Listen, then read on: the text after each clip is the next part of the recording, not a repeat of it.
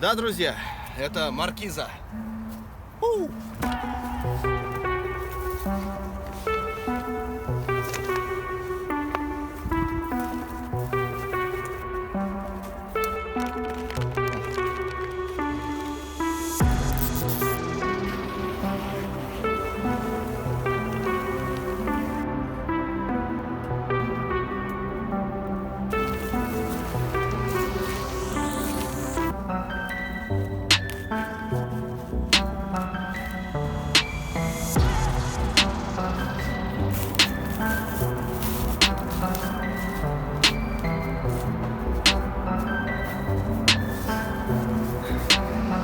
Да, друзья, это маркиза.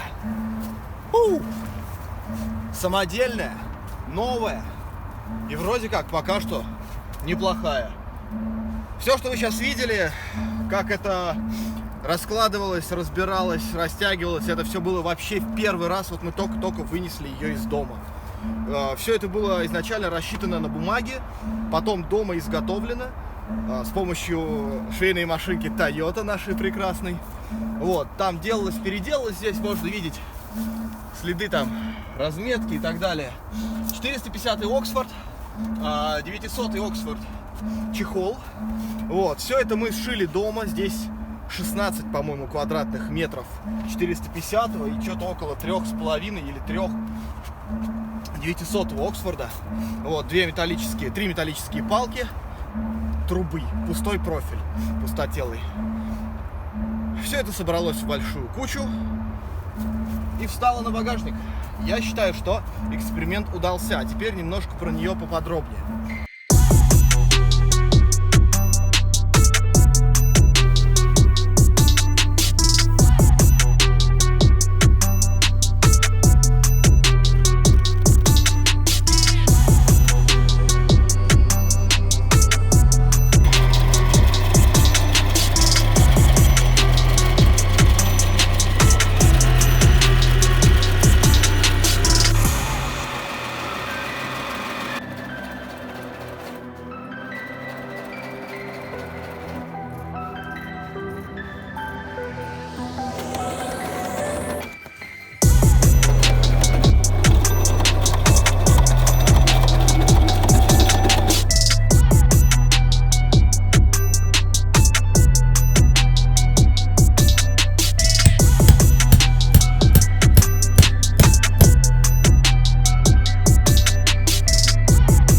Итак, друзья, что я могу сказать? Конструкция вроде пока работает. Будем проверять ее, собственно, в Крыму, поэтому мы спешили, хотели успеть ее до Нового года сделать, и сделали. У нее есть несколько особенностей, которые я сейчас вам быстренько покажу, прям вот очень быстро. И на этом все, потому что на самом деле холодно. Это еще одна ее часть. Как это должно работать по задумке? Сейчас проверим. Опять же, у нас вот это прям первый самый запуск маркизы. Так, где у нас тут? Это N, это N. Конечно же, я взялся не за тот конец. V и V. Это, короче, внешний стенд. Сейчас, пока мы его просто накинем, он вообще этими же барашками притягивается. Он хоть совпадет, интересно? О, совпадает. Вот так, натяг. Вот. Короче, можно закрыться от непогоды, если, например, там, прохладно, но при этом не нужен костер, и идет какой-нибудь сильный дождь. Это первый вариант. Второй вариант, в принципе, этот тент можно еще вот так вот оттянуть. То есть тут есть люверсы, я все эти люверсы напробивал. В общем, тоже все это рассчитано. На мой взгляд, довольно неплохо.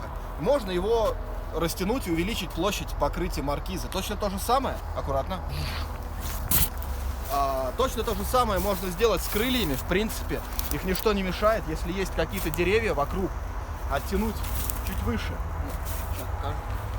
Все равно вынимать. Можно оттянуть это как-то вот так. Ну, тут уже вопрос того, что если будет сильный дождь, оно, скорее всего, будет накапливать воду. Но это решается, по крайней мере, частично тем, что здесь, в этой части, на том крыле и посередине вшиты петли дополнительные для оттяжки какой-нибудь резинкой или веревкой. Но веревок у нас всегда много, чтобы создать дополнительное натяжение. В общем, можно увеличить еще площадь покрытия маркизы, но она тогда не будет защищать, соответственно, от ветра понизу. Ну, это логично. И еще один прикол. Сейчас посмотрим, насколько точно мы все рассчитали. Ее можно вот так вот опустить. Ну, почти точно. Немножко я ошибся, надо будет переделать, еще один лювер вбить. Вот так, оп. И вообще, по логике вещей, вот этот лювер должен был совмещаться вот с этим. Тут я ошибся добрых сантиметров на 15. И вот здесь есть два люверса. Но они тоже далековато друг от друга. Но это на самом деле не важно, это все просто какой-нибудь веревочкой стягивается. Мы же не герметичный куб создаем. Спасибо.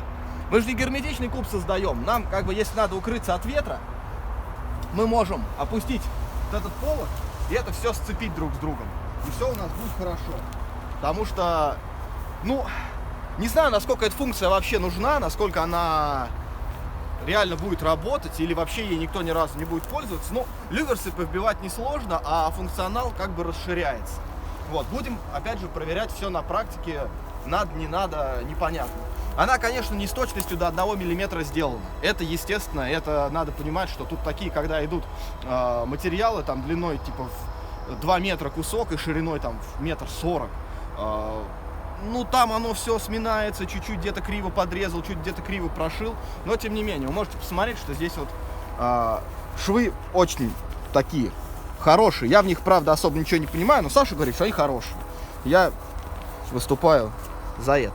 Вот. Люверсы я пробивал. Люверсы взял маленькие, по-моему, 9 или 10 миллиметров они диаметром. Надеюсь, что их хватит. Если не хватит, опять же, просто пробьем побольше. И все эти вытащим и там возьмем, купим какую-нибудь, ну, там, 1,5 или что-нибудь такое. Они уже гораздо мощнее.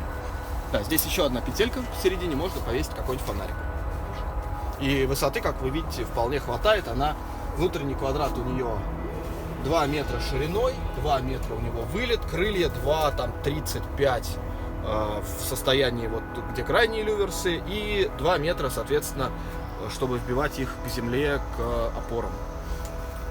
Вот, итого получается, если мы ее растягиваем горизонтально, она у нас там типа 6,60, 6,70. Это довольно много, но, конечно, горизонтально ее растягивать никто не будет, это понятно. Но чисто теоретически, я уже показывал, можно увеличить площадь покрытия и впихнуть больше людей. Материалы. Значит, Оксфорд 450 и 900 суммарно вышел на 5100 или 5300. Молния что-то там рублей 300, ну, в общем, это можно даже не считать особо. Люверсы вообще стоят копейки. Пробойник для люверса стоит около 1000 рублей. А сами люверсы, они вообще ничего не стоят. Они там рублей 40, по-моему. Вот. Стропы тоже, это сплавовская стропа, по-моему, 30-ка. Какие-то смешные деньги, рублей 150 или около того. Итого на круг получается... еще каркас. По-моему, 700 рублей, кажется, труба, если я не ошибаюсь. И немножко болтиков, которые мне Димон приварил за условно бесплатно. Без сварки здесь, к сожалению, не обойтись. То есть там, как это вообще сделано, давайте сейчас, кстати, покажу поближе. Отсюда должно быть немножко видно. Вот так. Я сниму.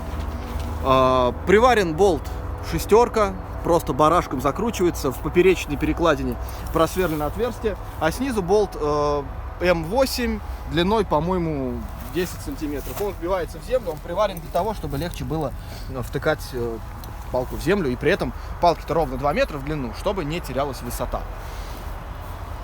Итого, что у нас получается? 5300 плюс 1100 рублей вместе с люверсами пробойник. Это 6,5 молния, туда-сюда, короче, 7000 рублей. Примерно вот со стропой, со всем вместе взятым. Это дешевле, чем купить какую-нибудь там готовую маркизу. Не сильно, правда, где-то 8,5 и выше, там, до 15 тысяч стоят вот такие, ну, довольно простенькие маркизы. Дальше уже, там, если брать какие-нибудь АРБ, это, конечно, космические деньги. Но суть была даже не только в том, чтобы сделать как можно дешевле. Потому что можно было взять более тонкий материал, он был бы более легкий. Ну, он, кстати, она и так ничего не весит, она вся вместе, мне кажется, весит килограмма 4. Вот. Можно было взять какие-нибудь более дешманские палки, я не знаю, но не было такой цели. Была цель сделать хорошо и для себя. Мы сделали. Пока все нравится. Посмотрим, как она будет в эксплуатации. Если где-то вылезут какие-то косячки, они уже маленькие и заметные. Посмотрим, как там будет, ну, ветер, в дождь, вот это все. Будем что-то переделывать. Вот. По времени в течение одной недели по вечерам, где-то там часов, там, грубо говоря, с 7-8 и до 10-11 вечера, вот, 5 дней. То есть суммарно, ну, где-то, допустим, у нас 2 человека, короче, 20 человек часов на круг. Вот. Но вам нужен человек, который умеет хорошо шить на правильной машинке, нужна мощная машинка, потому что швы толстые, особенно где чехол. Обычная машинка не возьмет такой шов. У нас Тавота, которая может пробить там что-то типа 12 слоев джинсы, если верить рекламе. Но, в общем, типа 5-6 слоев 900-го Оксфорда она пробивает. Обычная машинка с этим не справится. Это я вам сразу говорю, поэтому тут надо учитывать этот момент обязательно. То есть, если вы берете какой-нибудь совсем тонкий тент, ну типа 200-ки, да, не знаю, 150-ки, я думаю, проблем особых возникнуть не должно, и то могут, потому что швы вот такие, там 3-4 слоя ткани. Это уже серьезно. Для маленькой машинки может стать непреодолимым препятствием. На этом, собственно, про маркизу все. И теперь перейдем к планам на будущее на 2020 год. Как я уже говорил, мы едем в Крым, многие из вас это знают. Стартуем прям 1 января и едем до там, числа 9 возвращаемся. То есть ездим прям до упора, до конца праздников. По поводу планов по поездкам, по машине, по всему. Сейчас кратенько расскажу, опять же. Это все вы увидите и в блоге. Кстати, да, подписывайтесь на телеграм-канал, подписывайтесь на драйве. Там много всякой инфы, которая не всегда попадает в видео, потому что не всегда получается все снять.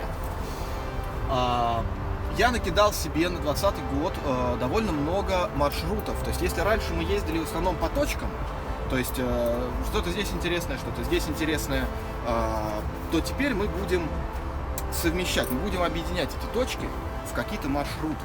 Вот я себе уже штук, наверное, 12 накидал. Идея у меня родилась какая? А давайте, если есть желающие, ездить вместе. Это не какой-то джип-клуб, не планируется серьезных оффроудов. Это именно такой лайтовый оверлендинг по красивым местам, где можно поснимать видео, пофотографироваться. Ну, немножко где-то там порубиться без, опять же, какого-то хардкора, если будет плохая погода, ну или там как-то ситуация так повернется. Вот, вместе веселее, вместе безопаснее. Опять же, новые знакомства, это всегда интересно. Пожалуй, что пришла пора. Очень долгое время я ездил один, но теперь я думаю, что можно покататься толпой.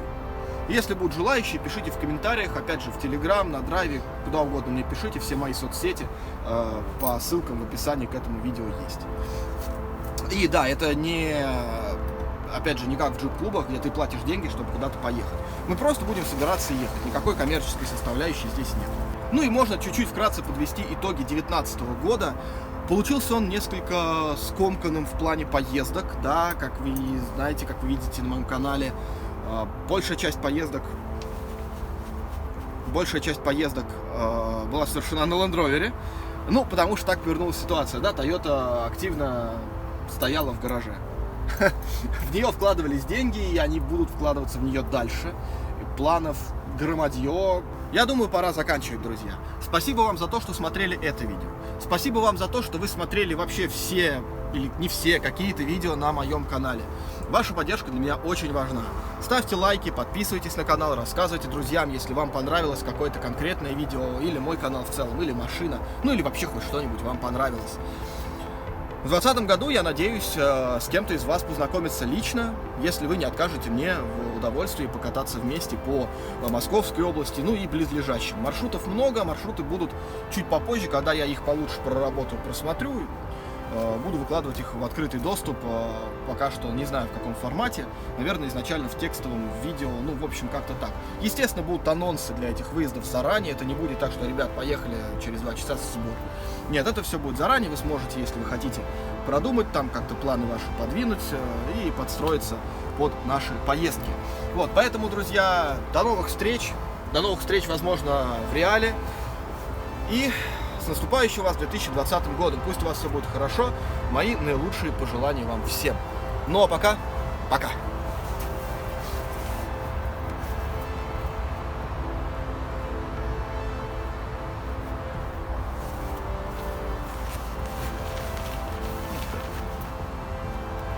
Надеюсь. Будем посмотреть. Все, полиция приехала. может повернуть даже камеру.